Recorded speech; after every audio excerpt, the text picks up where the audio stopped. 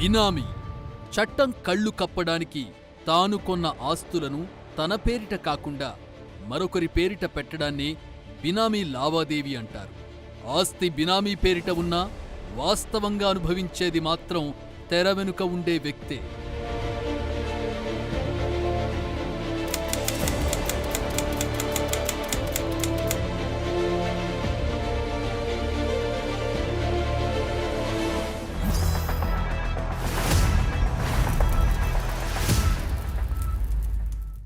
Welcome to the naked truth. Ranganayak Sagar రహస్యాలను బయటపెట్టిన big TV ఇప్పుడు మరో నగ్న సత్యాన్ని మీ ముందుకు తెచ్చింది. ఇది ఏ వ్యక్తికో ఏ పార్టీకో వ్యతిరేకం కాదు. జరిగింది జరిగినట్లు ఉన్నది ఉన్నట్లుగా చూపించాలన్నదే బిగ్ టీవీ లక్ష్యం. మరుగున పడ్డ నిజాలను జనం ముందు పెట్టడమే మా లక్ష్యం. అందుకే అధికార బలంతో దాచిపెట్టిన మరికొన్ని నిజాలను ఇవాళ మీ ముందుకు తెచ్చింది big TV the naked truth.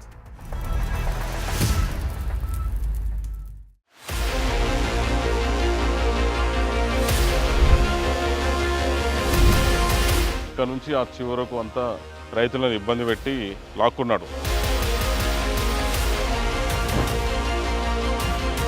CM అవుతున్నాడు, అతను కాన్వాయ్ పోతుంది, ఇక్కడ ఉంచా బిల్డింగ్ ఏవి కట్టొద్దు. ప్రతి రైతును బెదిరించగొన్నారు. ఈ విషయాలన్నీ కోర్టు దృష్టికి తీసుకొస్తే డెఫినెట్గా 2 కేసులు అవుతాయి.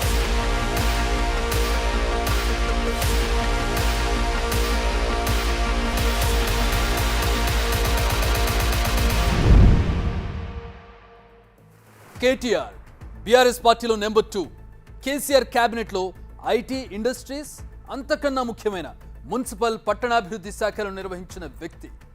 అప్పట్లో కేటీఆర్ చెప్పిందే వేదం, చేసిందే చట్టం అన్నట్లుగా సాగింది. అన్ని శాఖల్లోనూ ఆయనదే ఆధిపత్యం. ఓ రకంగా ప్రభుత్వ పెద్దగా కేసీఆర్ కీలక నిర్ణయాలు తీసుకున్నా తెరపైన ఎక్కువగా కనిపించింది, హడావిడి చేసింది అంతా కేటీఆరే. అలాంటి కేటీఆర్ అక్రమార్కులకు కొమ్ముగాశారా? జనాన్ని ముంచిన వాళ్లతో అంట కాగారా? దీనికి సమాధానం తెలుసుకోవాలంటే జన్వాడ ఫామ్ హౌస్ గురించి ముందుగా తెలుసుకోవాలి.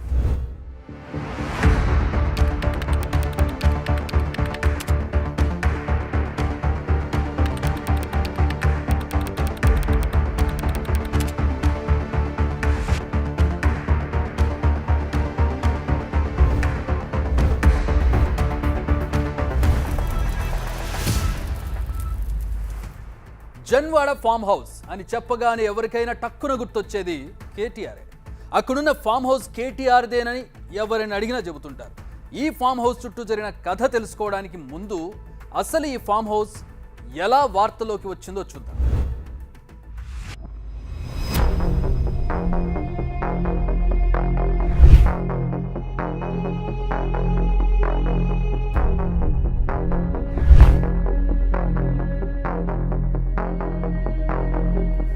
మార్చి 1, 2020 ఆదివారం మధ్యాహ్నం. అప్పట్లో టీపీసీసీ వర్కింగ్ ప్రెసిడెంట్గా, ఎంపీగా ఉన్న ప్రస్తుత CM Revanth Reddy Janwada farm house దగ్గరకు వెళ్లారు. 111 జీవో పరిధిలో ఉన్న ఆ భూముల్లో నిబంధనలకు విరుద్ధంగా ఫామ్ హౌస్ ఎలా కట్టారంటూ నిలదీశారు. అక్కడ అప్పటి మంత్రి కేటీఆర్ ఎలా ఉంటున్నారని ప్రశ్నించారు.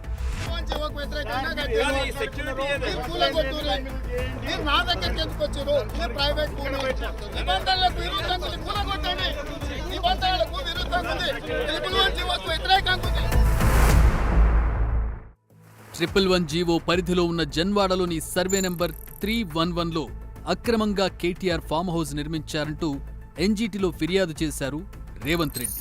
దానిపై నిజానిజాలు తేల్చడానికి నేషనల్ గ్రీన్ ట్రైబ్యునల్ ఓ కమిటీని నియమించింది. ఆ కమిటీ రంగంలోకి దిగకుండానే హైకోర్టును ఆశ్రయించారు కేటీఆర్. తనకు ఆ ఫామ్ హౌస్తో ఎలాంటి సంబంధం లేదంటూ రెడ్ పిటిషన్ వేశారు.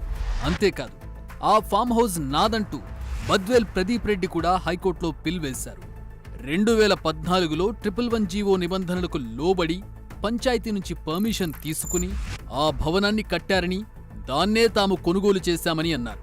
ఆ వాదనను స్పష్టంగా ప్రస్తావించిన హైకోర్టు జడ్జిమెంట్ కాపీని ఇప్పుడు మీరు స్క్రీన్పై చూస్తున్నారు. ఒకవేళ అభ్యంతరాలుంటే పర్మిషన్ తీసుకున్న 6 నెలల్లోనే చెప్పాలి తప్ప ఇప్పుడు అక్రమమని చెప్పడం కరెక్ట్ కాదంటూ కోర్టు దృష్టికి తీసుకొచ్చారు. అసలు ఓనరేగాని కేటీఆర్కు నోటీసులు ఎలా ఇస్తారంటూ ఆయన న్యాయవాదులు కూడా వాదనలు వినిపించారు. వీళ్ల వాదనలతో ఏకీభవించిన జస్టిస్ రాజశేఖర్ రెడ్డి, జస్టిస్ నవీన్ రావు ధర్మాసనం నేషనల్ గ్రీన్ ట్రైబ్యునల్కి ఈ కేసులో జోక్యం చేసుకునే అధికారం లేదంటూ తీర్పు చెప్పింది. దీంతో ఈ కేసు క్లోజ్ అయిపోయింది. మరి జన్వాడ ఫామ్ హౌజ్లో అంతా సక్రమమేనా? బద్వేలు ప్రదీప్ రెడ్డి కోర్టుకు చెప్పిందంతా నిజమేనా? జన్వాడ ఫామ్ హౌజ్కు కేటీఆర్కు అసలు ఏమాత్రం సంబంధం లేదా? అవే డౌట్స్ బిగ్ టీవీ టీంకొచ్చాయి. ఒక్కో లింక్ను తవ్వుకుంటూ వెళితే పెద్ద డొంకే కదిలింది. అసలు ఈ ఫామ్ హౌజ్లో కేటీఆర్ ఎప్పటి నుంచి ఉంటున్నారన్నది తెలుసుకుంటే ఈ స్టోరీ మరింత ఇంట్రెస్టింగ్గా ఉంటుంది. మేము కూడా చాలాసార్లు అక్కడికి పోయినాము. అక్కడ మీటింగులు జరిగినాయి. కేటీఆర్ గారు కూడా ఫ్యామిలీతో పోతుంటారు. ఆ చుట్టుపక్కల ఏరియాలను ఎవరిని అడిగినా ఇది కేటీఆర్ గారు ఇక్కడికి వస్తారు అది ఇది అని చెప్పి ఎవరైనా చెప్తారు.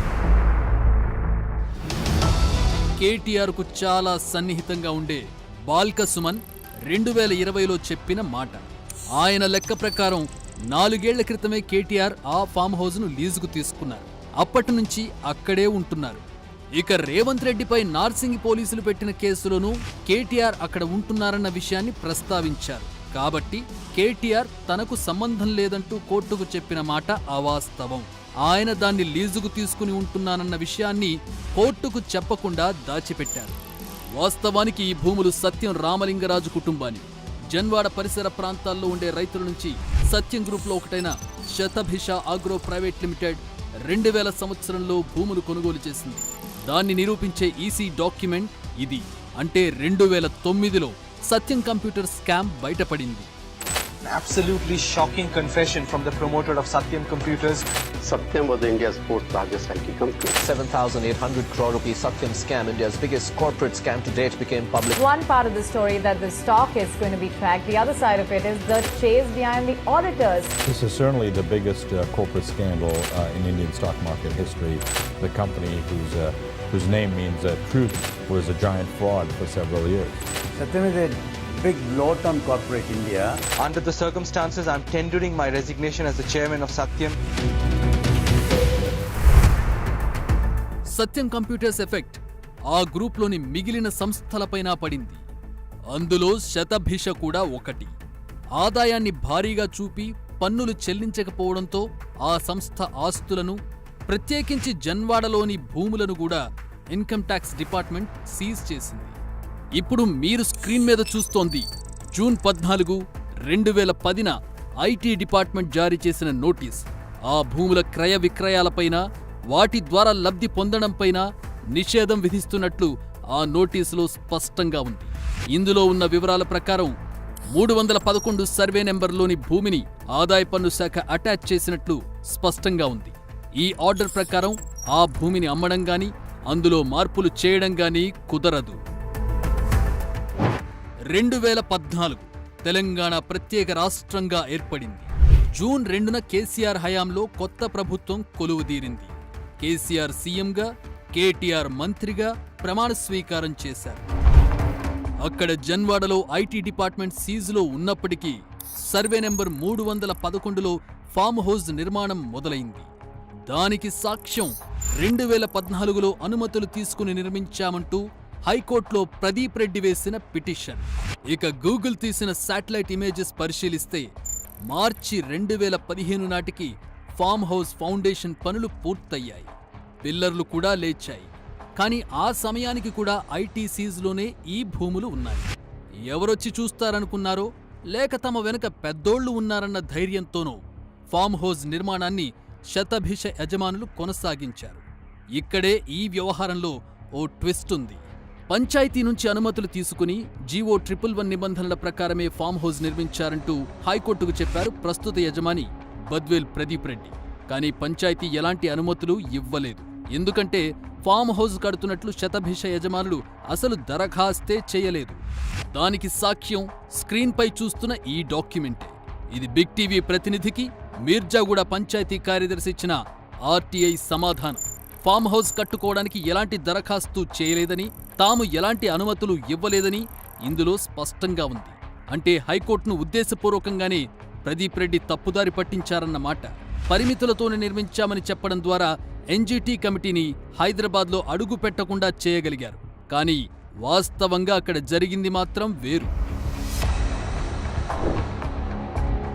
ఇంకో విషయం, జన్వాడ చుట్టుపక్కల ఉన్న పొలాల్లో ఫామ్ హౌజులు కట్టుకోవడానికి అనుమతి ఇచ్చే అధికారమే గ్రామ పంచాయతీకి లేదు. ఎందుకంటే అది 111 జీవో పరిధిలోని ప్రాంతం. అక్కడ కాంక్రీట్ నిర్మాణాలేవీ చేయకూడదు. పైగా 3895 చదరపడుగుల్లో నిర్మాణం అంటే HMDA పర్మిషన్ తీసుకోవాలి. వ్యవసాయ భూమిని వ్యవసాయేతర భూమిగా మార్చడానికి నాలా కన్వర్షన్ చేయాలి. కానీ అవేవీ చేయలేదు. తమకు నచ్చినట్లు ఫామ్ హౌస్ కట్టేశారు. ఇంత దర్జాగా 111 జీవో పరిధిలో ఉల్లంఘన జరుగుతుంటే అంతా ఎందుకు కళ్ళు మూసుకున్నారు? సైలెంట్గా ఉండమని చెప్పిందెవరు? సరిగ్గా ఏప్రిల్ 9, 2015న సత్యం స్కామ్లో రామలింగరాజును మరో 9 మందిని దోషులుగా తేల్చింది స్పెషల్ కోర్టు. ఓవైపు ఇంటి పెద్ద సత్యం రామలింగరాజు, ఆయన సోదరుడు రామరాజు జైల్లో మగ్గిపోతుండగా, మరోవైపు మైటాస్ నష్టాలు, పీకల్లోతు కేసుల్లో ఇరుక్కుని కోర్టుల చుట్టూ సత్యం రామలింగరాజు కుటుంబం తిరుగుతున్న సమయంలో విలాసవంతమైన ఫామ్ హౌస్ కట్టుకోవాలన్న ఆలోచన వస్తుందా? అంత తీరిక, పెట్టుబడి పెట్టే పరిస్థితి ఉంటుందా? ఖచ్చితంగా ఉండదు. మరి ఈ ఫామ్ హౌస్ను అంత హడావిడిగా ఎందుకు కట్టినట్టు? దీనికి సమాధానాలు కాసేపట్లో తెలుసుకుందాం.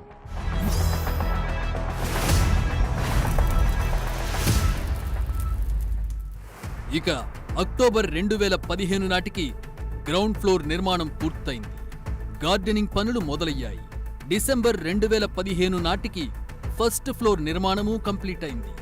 2016 ఫిబ్రవరి నాటికి ఫామ్ హౌస్లో అవుట్ హౌస్, స్విమ్మింగ్ పూల్ పనులు మొదలయ్యాయి. 313 సర్వే నెంబర్లో నుంచి ఫామ్ హౌస్కు రోడ్డు నిర్మాణం మొదలుపెట్టారు. ఈ సర్వే నెంబర్ జాగ్రత్తగా గుర్తుపెట్టుకోండి. దీని గురించి మరింత డీటెయిల్డ్గా తెలుసుకుందాం. ఈ మధ్యలోనే కొన్ని కీలక పరిణామాలు చోటు చేసుకున్నాయి. మే 11, 2015న సత్యం కేసులో మెట్రోపాలిటన్ సెషన్స్ కోర్టు కీలక తీర్పు చెప్పింది. సత్యం రామలింగరాజుకు స్పెషల్ కోర్టు విధించిన 7 ఏళ్ల జైలు శిక్షను సస్పెండ్ చేస్తూ బెయిల్ మంజూరు చేసింది. మే 12, 2015న శతభిష ఆగ్రో భూముల అటాచ్మెంట్ను విత్డ్రా చేసుకుంటున్నామంటూ ఐటీ డిపార్ట్మెంట్ ఆర్డర్ పాస్ చేసింది. ఆ ఆర్డర్ కాపీనే ఇప్పుడు మీరు స్క్రీన్పై చూస్తున్నారు. దీని ప్రకారం ఆ భూములు అమ్ముకునే అవకాశం సత్యం రామలింగరాజు కుటుంబానికి వచ్చింది. అయితే దాదాపు 5 ఏళ్ల పాటు ఐటీ సీజ్లో ఉన్నా పట్టించుకోని శతభిష యాజమాన్యం సడన్ గా బకాయిలను చెల్లించేయడం, వెంటనే ఐటీ డిపార్ట్మెంట్ రిలీజ్ ఆర్డర్ ఇచ్చేయడమే ఈ కేసులో హైలైట్ పాయింట్. ఆ తర్వాతి రోజు అంటే మే 13, 2015న జైలు నుంచి బెయిల్పై విడుదలయ్యారు సత్యం రామలింగరాజు. ఇక్కడే కొన్ని అనుమానాలు. ఎప్పుడో 2000 సంవత్సరంలో కొన్న భూముల్లో 2014 దాకా ఫామ్ హౌస్ ఎందుకు కట్టలేదు? సత్యం కంపెనీలన్నీ రైజింగ్లో ఉన్నప్పుడు ఆ ఆలోచన ఎందుకు రాలేదు? సత్యం రామలింగరాజు కేసుల్లో ఇరుక్కుని జైలు జీవితం గడుపుతున్న సమయంలోనే ఫామ్ హౌస్ ఎందుకు కట్టాల్సి వచ్చింది? పోనీ ఇష్టపడి కట్టుకున్నారనుకున్నా అది పూర్తిగా తయారై అందులో ఒక్కరోజు కూడా ఉండకుండానే ఎందుకు అమ్మేయాల్సి వచ్చింది? వీటికి సమాధానం తెలుసుకోవాలంటే ఫామ్ హౌస్ పునాదులను మరింత తవ్వాల్సిందే.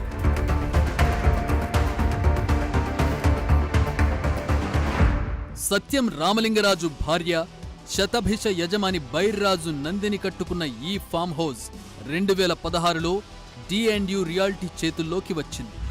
ఐటీ డిపార్ట్మెంట్ నుంచి క్లియరెన్స్ వచ్చిన సరిగ్గా ఏడాదికి అంటే మే 12, 2016న శతభిష ఆగ్రో ప్రైవేట్ లిమిటెడ్ ఈ ఫామ్ హౌస్ను, దాన్ని ఆనుకుని ఉన్న 3 ఎకరాల 30 గుంటలను D&U రియాల్టీ వెంచర్స్కు అమ్మేసింది. ఈ కంపెనీలో ప్రధాన వాటాదారు దండు రాజేష్. ఆయన ఇంటి పేరే ఈ కంపెనీ పేరు. కావాలంటే స్పెల్లింగ్ చూడండి, DANDU, అదే D&U. రిజిస్ట్రేషన్ డాక్యుమెంట్లో సంతకాలు చేసింది కూడా దండు రాజేషే. వాస్తవానికి శతభిషకు ఉన్న 4 ఎకరాల భూమిలో ఓ మూలగా ఉన్న 10 గుంటల్లో ఫామ్ హౌస్ నిర్మించారు. మిగిలిన 3 ఎకరాల 30 గుంటల్లో గార్డెన్ను, ఫామ్ హౌస్కు వెళ్లే దారిని నిర్మించారు. మెయిన్ రోడ్డుకు కనెక్టివిటీ కోసం 313 సర్వే నెంబర్లో నుంచి రోడ్డు కూడా వేశారు. ఓ పెద్ద గేటును కూడా అక్కడ ఏర్పాటు చేశారు. కానీ రిజిస్ట్రేషన్ డాక్యుమెంట్స్లో ఎక్కడా 313 సర్వే నెంబర్లో వేసిన రోడ్డు ప్రస్తావన ఉండదు. ఆ భూమి లెక్కలు కూడా లేవు. పోనీ అది D&U రియాల్టీదా అంటే కానే కాదు. అలాంటప్పుడు ఆ భూమిలో నుంచి ఫామ్ హౌస్కు వెళ్లే దారి ఎలా వచ్చింది? ఆ దారికి ఓనర్ ఎవరు? దీనిపైన ఆరా తీసింది బిగ్ టీవీ. 313 సర్వే నెంబర్లో భూమిని డిసెంబర్ 2, 2015న గడెల వెంకట సూర్యకిరణ్ కొనుగోలు చేశారు. అప్పటి నుంచి ఆ భూమి ఆయన పేరు మీదే ఉంది. ఈ భూమిలో నుంచే ఫామ్ హౌస్కు రోడ్డు వేశారు. ఈ గడెల వెంకట సూర్యకిరణ్ ఎవరు? ఆయనకు కేటీఆర్ కుటుంబానికి ఉన్న లింక్ ఏంటన్నది కూడా మనం తెలుసుకోవాలి. గడెల సూర్యకిరణ్ కేటీఆర్ భార్య శైలిమ కలిసి జెన్మెడ్ హెల్త్ కేర్ ప్రైవేట్ లిమిటెడ్ అనే కంపెనీని నవంబర్ 3, 2015న స్టార్ట్ చేశారు. ఈ కంపెనీ పెట్టిన నెల రోజులకే 313 సర్వే నెంబర్లో భూమిని గడెల వెంకట సూర్యకిరణ్ కొన్నారు. ఆ వెంటనే ఫామ్ హౌస్కు దారి వేసుకోవడానికి ఇచ్చేశారు. అంటే శతభిష ఫామ్ హౌస్ కట్టడం మొదలుపెట్టిన కొన్ని రోజులకే వెంకట సూర్యకిరణ్ ఈ భూమిని కొని ఇచ్చారు. ఫిబ్రవరి 2016 నాటికి అందులో రోడ్డు కూడా వేసినట్లు గూగుల్ చిత్రాల్లో స్పష్టంగా కనిపిస్తోంది. అంతేకాదు, ఈ వ్యవహారంలో ఇంకో ట్విస్ట్ ఉంది. కేటీఆర్ భార్య శైలిమ, గెడల వెంకట సూర్యకిరణ్ కలిసి ప్రారంభించిన ఈ కంపెనీ స్ట్రైక్ ఆఫ్ అయింది. కంపెనీని మూసేస్తున్నట్లు ఏప్రిల్ 24, 2017నే తీర్మానం చేసి రిజిస్ట్రార్ ఆఫ్ కంపెనీస్కు దరఖాస్తు కూడా చేసుకున్నారు. అంటే కంపెనీ పెట్టిన ఏడాదిన్నరలోనే తట్టాబుట్టా సర్దేశారన్నమాట. అసలు ఈ కంపెనీ ఎందుకు పెట్టారు, ఏం బిజినెస్ చేశారు, దీనిపైన ఆరా తీస్తే అసలు ₹1 వ్యాపారం కూడా చేయలేదన్న సంగతి బయటపడింది. అలాంటప్పుడు దాదాపు 69 గుంటల భూమిని సూర్యకిరణ్ కొనుగోలు చేసి ఫామ్ హౌస్కు కేవలం రోడ్డు వేసుకోవడానికి ఎందుకు ఇచ్చారు? ఆ కంపెనీని ఇప్పుడెందుకు మూసేశారు? ఈ ప్రశ్నలకే సమాధానం కావాలి. ఎందుకంటే సత్యం కుటుంబానికి గెడల సూర్యకిరణ్కు ఎలాంటి సంబంధం లేదు. వాళ్ల కోసం ఆయన భూమిని కొనివ్వాల్సిన అవసరమూ లేదు. పోనీ దండు రాజేష్ కోసం చేశారా అంటే అప్పటికి ఫామ్ హౌస్ను ఆయన కొనలేదు కాబట్టి దండు రాజేష్ కోసమూ కాదు. ఇక మిగిలింది కేటీఆర్, ఆయన భార్య శైలిమ. అప్పటికే ఫామ్ హౌస్ వాళ్ల చేతుల్లో ఉందన్న ప్రచారం ఉంది. ఆ ఫామ్ హౌస్కు నేరుగా వెళ్లడానికి భూమి లేకపోవడంతో ఈ భూమిని కొని దాంట్లో నుంచి రోడ్డును వేశారన్నది ఎవరికైనా స్పష్టంగా అర్థమైపోతుంది. ల్యాండ్ ఎవరు కొన్నా, ఎందుకు కొన్నా, ఎప్పుడు కొన్నా ఇప్పుడు వాడుకుంటున్నది మాత్రం కేటీఆర్. కావాలంటే బాల్క సుమన్ 2020లో చెప్పిన మాటలను మళ్ళీ ఓసారి వినండి. మేము కూడా చాలాసార్లు అక్కడికి పోయినాము, అక్కడ మీటింగులు జరిగినాయి. కేటీఆర్ గారు కూడా ఫ్యామిలీతో పోతుంటారు. ఆ చుట్టుపక్కల ఏరియాలను ఎవరిని అడిగినా ఇది కేటీఆర్ గారు ఇక్కడికి వస్తారు, అది ఇదని చెప్పి ఎవరైనా చెప్తారు. బాల్క సుమన్ మాటలను బట్టి చూస్తే 2016 నుంచే అక్కడ కేటీఆర్ ఉంటున్నట్లుగా తేలిపోతుంది.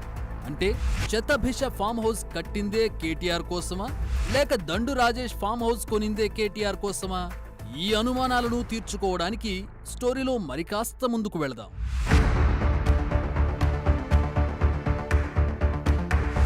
దండు రాజేష్ ఎవరు? సత్యం రామలింగరాజు కుటుంబానికి దగ్గరగా ఉండే వ్యక్తి. ఛాంపియన్ టెన్నిస్ లీగ్లోని హైదరాబాద్ ఏసెస్ టీం ఓనర్. అంతకు మించి చెప్పాలంటే కేటీఆర్కు అత్యంత సన్నిహితుడు. ఆ సాన్నిహిత్యంతోనే ఫామ్ హౌస్ను కొని కేటీఆర్ చేతుల్లో పెట్టారా? ఈ డౌట్ చాలా మందిది. D&U రియాలిటీ ఈ ఫామ్ హౌస్ను కొనుగోలు చేయడం 111 జీవో ప్రకారం చెల్లదు. ఫామ్ హౌస్ ఉంది కాబట్టి వ్యవసాయ భూమిగా దాన్ని రిజిస్ట్రేషన్ చేయడానికి వీల్లేదు. అందుకే అతి తెలివి ప్రదర్శించి ఆ స్థలాన్ని 2గా విభజించారు. ఫామ్ హౌస్ ఉన్న 10 గుంటలను ప్రత్యేకంగా, మిగిలిన 3 ఎకరాల 30 గుంటలను వ్యవసాయ భూమిగా శతభిష నుంచి కొనుగోలు చేసినట్లు రిజిస్ట్రేషన్ చేశారు. ఇది పూర్తిగా 111 జీవోకు వ్యతిరేకం. 111 జీవో ప్రకారం భూ విస్తీర్ణంలో 10% మించి నిర్మాణం ఉండకూడదు. అది కూడా కాంక్రీట్తో నిర్మించకూడదు. కానీ G+1 పద్ధతిలో కట్టిన ఈ భవనాన్ని సపరేట్ ప్రాపర్టీగా రిజిస్టర్ చేశారు కాబట్టి ఆ భవనం పూర్తిగా అక్రమమే అని చెప్పొచ్చు. ఒకవేళ అది సక్రమమే అని వాదించే వాళ్ళు ఇప్పుడు మేం చెప్పబోయేది చూస్తే ఏం చెబుతారు? హైదరాబాద్ జంట జలాశయాలను కాపాడడానికి 111 జీవోను ఏర్పాటు చేశారు. అసలు ఈ 111 జీవో ఏం చెబుతోంది, ఆ రూల్స్ ఏంటి, జన్వాడ ఫామ్ హౌస్ ఆ 111 జీవోను ఏ విధంగా తుంగలోకి తొక్కిందో చూసే ప్రయత్నం చేద్దాం ఒక గ్రాఫికల్ రిప్రజెంటేషన్లో. ప్రస్తుతం మనం ఇది జన్వాడ ఫామ్ హౌస్ ల్యాండ్ అనుకుందాం. ఈ ల్యాండ్లో అకార్డింగ్ టు 111 జీవో 10% మాత్రమే తీసుకోవాలి. అంటే 1 ఎకరం ల్యాండ్ 4800 గజాల్లో 480 గజాల్లో మాత్రమే ఇల్లు నిర్మించాలి. అయితే ఇక్కడ దీన్ని సపరేట్గా రిజిస్ట్రేషన్ చేశారు. దీన్ని సపరేట్గా రిజిస్ట్రేషన్ చేసి అమ్మేశారు, ల్యాండ్ని సపరేట్గా రిజిస్ట్రేషన్ చేసి అమ్మేశారు జన్వాడలో. సో ఆ విధంగా మీరు ఫర్ ఎగ్జాంపుల్ నాకే ఒక ల్యాండ్ ఉందనుకున్నాం, ఇక్కడ ఒక ఫామ్ హౌస్ కట్టి దీన్ని సపరేట్గా రిజిస్ట్రేషన్ చేసి అమ్మేస్తాను, దీన్ని సపరేట్గా రిజిస్ట్రేషన్ చేసి అమ్మేస్తాను. సో ఈ ల్యాండ్ వెళ్ళిపోయింది. మళ్ళీ ఇప్పుడు ఇంకొక ఫామ్ హౌస్ ఇక్కడ ఇంకొక బిట్ కట్టి ఇక్కడ ఒక 10% ల్యాండ్లో మళ్ళీ దీన్ని కట్టి ఇంకొక ఫామ్ హౌస్ని అమ్మేస్తాను, మళ్ళీ ఇంకొక ల్యాండ్ ఇంకొక ఫామ్ హౌస్ కట్టి అమ్మేస్తాను. ఈ రకంగా మొత్తం ఫామ్ హౌస్లు కట్టుకుంటూ అమ్ముకుంటూ పోతే ఇక్కడ మనకి ల్యాండ్ అనేది మిగలదు. అసలు 111 జీవో ఏం చెబుతోంది? అసలు అక్కడ కాంక్రీట్ స్ట్రక్చర్స్ నిర్మించకూడదు, నిర్మించి దాన్ని ఒక రెసిడెన్షియల్ ఏరియాగా చేయకూడదు అనేది 111 ఉద్దేశం. దాన్ని ఒక గ్రీన్ ల్యాండ్గా ఉంచి ఆ జంట జలాశయాల్లోకి నీళ్లు వెళ్లే విధంగా క్యాచ్మెంట్ ఏరియాగా ఉంచి వాటిని కాపాడాలనేది దాని ఉద్దేశం. ఈ రకంగా ఫామ్ హౌస్లు కట్టి సపరేట్గా అమ్ముకుంటూ పోతే అది ఒక ఊరవుతుంది, ఒక కాలనీ అవుతుంది, రెసిడెన్షియల్ కాలనీ అవుతుంది. కానీ 111 జీవో ఏ విధంగా అక్కడ కాపాడబడుతుంది, దాన్ని ఏ విధంగా తుంగలోకి తొక్కారో మనం చూస్తూ ఉన్నాం. సరే, ఏదో ఫామ్ హౌస్ను దండు రాజేష్ ముచ్చటపడి కొనుక్కున్నాడనుకుందాం. కానీ ఆయన కొన్న తర్వాత స్టోరీ మరో మలుపు తిరిగింది. అక్కడ కేటీఆర్ ఉంటుండగానే ఆ ఫామ్ హౌస్ను బద్వేల్ ప్రదీప్ రెడ్డికి అమ్మేశారు. శతభిష నుంచి దండు రాజేష్ ఎలా కొన్నాడో ఆయన నుంచి బద్వేల్ ప్రదీప్ రెడ్డి కూడా సెప్టెంబర్ 11, 2019న 2 రిజిస్ట్రేషన్ల ద్వారా ఫామ్ హౌస్ను, దాన్ని ఆనుకుని ఉన్న 3 ఎకరాల 30 గుంటల భూమిని కొనుగోలు చేశారు. దానికి సంబంధించిన సేల్ డీడ్ ఇప్పుడు మీరు స్క్రీన్ మీద చూస్తున్నారు. ఇంత ఖర్చు పెట్టి కొన్నప్పటికీ ఆయన ఫామ్ హౌస్లోకి మాత్రం అడుగు పెట్టలేదు. అలాంటప్పుడు ఆ ఫామ్ హౌస్ను ఎందుకు కొన్నట్లు? కేవలం కేటీఆర్కు ఇవ్వడం కోసమేనా? ఫామ్ హౌస్ను కొన్న బద్వేల్ ప్రదీప్ రెడ్డి ఎవరు? ఈయన కేటీఆర్కు సన్నిహితుడే. ప్రదీప్ కన్స్ట్రక్షన్స్ యజమాని. హైదరాబాద్లో రియల్ ఎస్టేట్ బిజినెస్ చేస్తుంటాడు. జన్వాడ ఫామ్ హౌస్ పై నేషనల్ గ్రీన్ ట్రైబ్యునల్కి రేవంత్ రెడ్డి ఆశ్రయించినప్పుడు కేటీఆర్కు నోటీసులు వస్తే హైకోర్టును ఆయన ఆశ్రయించారు. అప్పుడే ఆ ఫామ్ హౌస్ నాదంటూ హైకోర్టులో పిటిషన్ వేసిన వ్యక్తి ఈ బద్వేల్ ప్రదీప్ రెడ్డి. హైకోర్టు ద్వారా ఎన్జీటీ ఎంక్వైరీకి అడ్డుకట్ట వేయగలిగారు. కానీ నిజాలను మాత్రం ఎంతకాలం దాయగలరు? అందుకే వాటిని జనం ముందుకు తెచ్చింది బిగ్ టీవీ.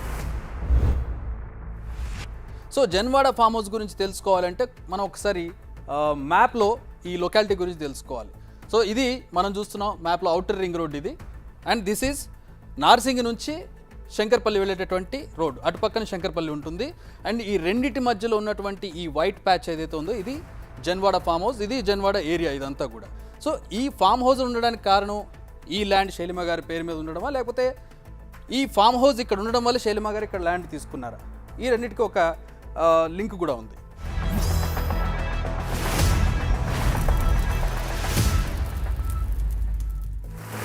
కేటీఆర్ ఈ ఫామ్ హౌస్లో ఉండడానికి ప్రత్యేక కారణం ఉంది. ఈ ఫామ్ హౌస్ వెనుకే ఉన్న సర్వే నెంబర్ 301లో ఆయన భార్య శైలిమ భూమిని కొనుగోలు చేశారు. అక్కడ పళ్ల తోటను వేశారు. ఆ భూమిలోకి వెళ్లాలంటే ఫామ్ హౌస్కు వెళ్లే గేటులో నుంచే వెళ్లాలి. అంతేకాదు శంకర్పల్లికి వెళ్లే ప్రధాన రహదారి నుంచి కూడా శైలిమ భూమి మీదుగా ఫామ్ హౌస్కు ప్రత్యేకంగా మరో రోడ్డు నిర్మించారు. ఓవరాల్గా చూస్తే ఈ 2 గేట్ల మధ్య ఉన్న స్థలమంతా రకరకాల పేర్ల మీద ఉన్న అక్కడ వేసిన రోడ్లు సెటప్ను చూస్తే మాత్రం కంట్రోల్ అంతా ఒక్కరిదే అని స్పష్టంగా అర్థమైపోతుంది. అక్కడితో అయిపోలేదు. ఫామ్ హౌస్ నుంచి మరో వైపున ఉన్న ఔటర్ రింగ్ రోడ్ సర్వీస్ రోడ్డుకు కనెక్ట్ అయ్యేలా మరో రోడ్డును కూడా ఏర్పాటు చేసుకున్నారు. అంటే ఎటువైపు నుంచి వచ్చినా ఫామ్ హౌస్కు వెళ్ళొచ్చన్నమాట. ఫామ్ హౌస్ చుట్టూ ఉన్న భూమి అంతా ప్రస్తుతం కేటీఆర్ కంట్రోల్లోనే ఉంది. దానికి నిదర్శనమే ఈ రోడ్లు. ఫామ్ హౌస్ భూముల గురించి, అక్కడ జరిగిన దౌర్జన్యాల గురించి కూడా తెలుసుకోవాలి. గత 10 ఏళ్ల కాలంలో చుట్టుపక్కల భూములున్న వాళ్లకు ఎదురైన పరిస్థితులేంటో మేం చెప్పడం కాదు, వారి మాటల్లో మీరే వినండి. కేటీఆర్ ఆగడాలు అంతా ఇంత కాదండి. ఇక్కడ కనిపిస్తున్న ఇక్కడ నుంచి ఆ చివరకు అంతా రైతులను ఇబ్బంది పెట్టి లాక్కున్నాడు.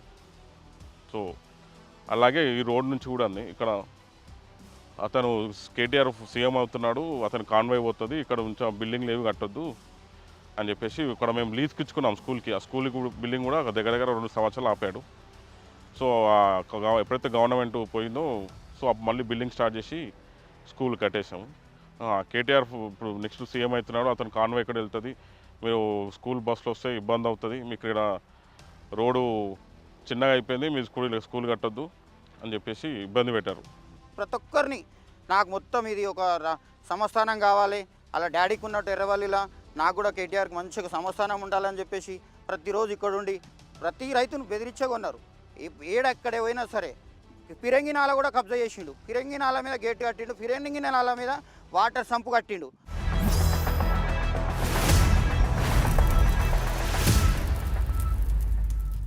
ఫామ్ హౌస్పై కేటీఆర్ వర్షన్ చూద్దాం. ఫస్ట్ పాయింట్, నా పేరుతో ఫామ్ హౌస్ లేదు కాబట్టి దాంతో నాకు సంబంధం లేదు.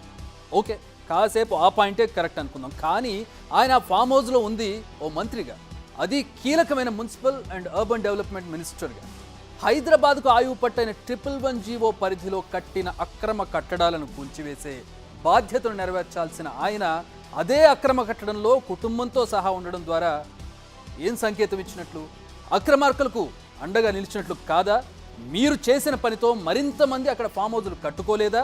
ఓ బాధ్యతాయుతమైన పదవిలో ఉండి అక్రమార్కులకు అండగా నిలవడాన్ని ఎలా అర్థం చేసుకోవాలి? 111 జీవోనే ఏకంగా ఎత్తేయాలని అసెంబ్లీలో తీర్మానం చేసింది కూడా ఇందుకేనా? ఫామ్ హౌస్ చుట్టూ జరిగిన లావాదేవీలను ఒక్కసారి రివైండ్ చేసి చూద్దాం. 2014లో సత్యం గ్రూప్లోని శతభిష ఆగ్రో ఫామ్ హౌస్ నిర్మిస్తుంది. 2015లో గెడల వెంకట సూర్యకిరణ్ భూమిని కొని ఫామ్ హౌస్కు దారి ఇస్తాడు. 2016లో దండు రాజేష్ తన కంపెనీ పేరిట ఫామ్ హౌస్ కొంటాడు. 2019లో ఫామ్ హౌస్ వెనుకున్న 3 ఎకరాలను కేటీఆర్ భార్య శైలిమ కొనుగోలు చేస్తారు. 2019లోనే దండు రాజేష్ నుంచి బద్వేలు ప్రదీప్ రెడ్డి ఫామ్ హౌస్ కొంటాడు. ఇవన్నీ చూస్తుంటే ఏమనిపిస్తోంది? ఏమైనా లింక్ ఉన్నట్లు అనిపిస్తోందా? అంతెందుకు, గూగుల్లో హిమాన్షుస్ ఫామ్ హౌస్ అని టైప్ చేస్తే వచ్చేది జన్వాడ ఫామ్ హౌజే. ఆ పేరుతో చాలా కాలంగా గూగుల్లో ఉన్నా మీది కానప్పుడు ఎందుకు తొలగించుకోలేదు?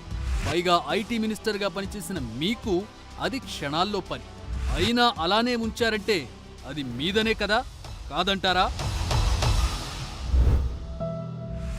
ఫామ్ హౌస్ దగ్గరకు వెళ్ళినందుకు రేవంత్ రెడ్డి విషయంలో అప్పటి పోలీసులు వ్యవహరించిన తీరు పూర్తిగా అభ్యంతరం అనే చెప్పాలి. మరి ఆ కేసు విషయంలో ఇప్పుడేం చేయొచ్చు? న్యాయ నిపుణుల మాటేంటి? ఒకసారి విందాం. ధన్వాడ ఫామ్ హౌస్ కేసులో కేటీఆర్ ఫ్రెండ్ ప్రదీప్ రెడ్డి ఏదైతే వారు చెప్పారో అన్ని అనుమతులు ఉన్నాయని, మీరు చెప్పినట్లు అనుమతులు లేవు అని ఆర్టీఐ ద్వారా మీకు తెలియవచ్చిందంటే ఖచ్చితంగా అది పెర్జరీ కింద కేసు అవుతుంది. మళ్ళీ మనం కోర్టును అప్రోచ్ చేసి ఈ విషయాలన్నీ కోర్టు దృష్టికి తీసుకొస్తే డెఫినెట్గా 2 కేసులు అవుతాయి. ఒకటేమో క్రిమినల్ కేసు అవుతుంది, ఒకటేమో వాళ్ళ మీద యాక్షన్ కూడా జరుగుతుంది. 111 జీవోను కాపాడాల్సిన ప్రభుత్వంలో ఉన్న ఒక మంత్రి కేటీఆర్ గారు వారే అక్కడ అక్రమాలు జరగలేదంటూ వారు అక్కడ ఉండడము, నిజానికి అక్రమాలు జరిగినప్పుడు ఒక మంత్రిగా దాని బాధ్యత ఏది, అక్రమాలు జరిగినప్పుడు ప్రభుత్వం దృష్టికి తీసుకొస్తే వెంటనే వాళ్ళు స్పందించి దాని మీద యాక్షన్ చేయాల్సింది పోయి అయినే అక్కడ ఏం అక్రమాలు జరిగిన సర్టిఫికేట్ చాలా హీననీయం. అందు గురించి వెంటనే ఇప్పటికైనా కానీ ప్రభుత్వం దృష్టి సారించాల్సిందిగా కోరుతున్నాం. జన్వాడ ఫామ్ హౌస్ గురించి జరిగినట్లుగా ఉన్నది ఉన్నట్లుగా మీ ముందుంచింది Big TV the naked Truth. మొత్తం స్టోరీని చూస్తే మనకు అర్థమైంది ఏంటంటే, నెంబర్ 1, 111 జీవో పరిధిలోని భూముల్లో ఫామ్ హౌస్ను అక్రమంగా నిర్మించారు. నెంబర్ 2, ఫామ్ హౌస్ నిర్మాణానికి ఎలాంటి అనుమతులు తీసుకోలేదు. నెంబర్ 3, ఫామ్ హౌస్ విషయంలో హైకోర్టును కూడా తప్పుదో పట్టించారు. నెంబర్ 4, 111 జీవోకు విరుద్ధంగా రిజిస్ట్రేషన్లు జరిగాయి. నెంబర్ 5, ఫామ్ హౌస్ ఎవరు కట్టినా ఎవరు కొన్నా దాన్ని అనుభవిస్తోంది మాత్రం కేటీఆర్ కుటుంబమే. నెంబర్ 6, ఫామ్ హౌస్లో కేటీఆర్ ఉండడం, ఆయన సన్నిహితులే ఫామ్ హౌస్ను చుట్టూ ఉన్న భూములు కొనుగోలు చేయడం చూస్తే బినామీ లావాదేవీలే అన్న అనుమానాలు కలుగుతున్నాయి. సో ఓవరాల్గా కేటీఆర్ ఉంటున్న ఫామ్ హౌస్ పూర్తిగా అక్రమ నిర్మాణమే అని అర్థమైపోతుంది. మరి ఈ ఫామ్ హౌస్పై ప్రభుత్వం చర్యలు తీసుకుంటుందా?